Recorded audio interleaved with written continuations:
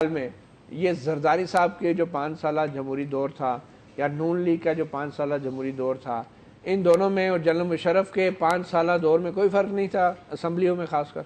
میں اس اسمبلیوں کے بارے میں تو نہیں کہہ سکتا ہوں، لیکن یہ موجودہ جو اسمبلی ہے اگر اس کو آپ جمہوری دور میں اور جمہوری اسمبلی میں استعمال کرتے ہیں تو مشرف کی اسمبلی تو پھر وہ تھی۔ اچھا پھر وہ بھی کیونکہ اس الیکشن میں ہمارے ساتھ یہ نہیں ہوا تھا جو اس الیکشن میں ہمارے ساتھ، اس لیے آپ نے آج سکون سے بیٹھ کے تقریر سنی؟ میں نہیں، اس پہ ہمارا جو مطالبہ ہے انشاءاللہ تعالی۔ باقی صدر صاحب کا جو سپیچ ہوتا ہے یہ ایک ایسی روایتی سپیچ ہے، اس پہ اس کی حکومت کتنے عمل کرتے ہیں۔ پچھلی جو حکومت میں ممنون صاحب نے 5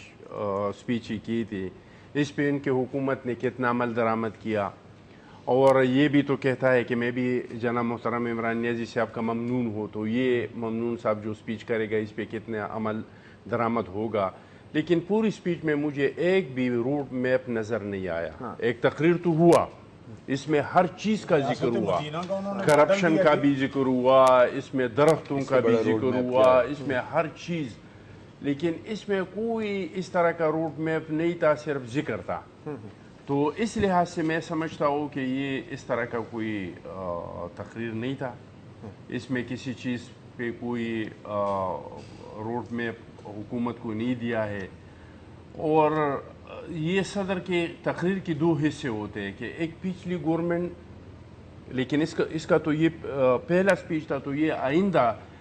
کہ میں نے روڈ میپ دیا تھا اس پہ کتنا عمل درآمد ہوا۔ میرے خیال میں روڈ میپ تو کافی حد تک ہے، روڈ میپ اس میں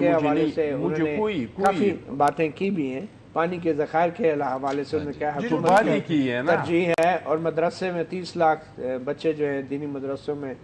تعلیم حاصل کر رہے ہیں، ان کو پارٹی کے منشور سے کرنے کی بات کی ہے،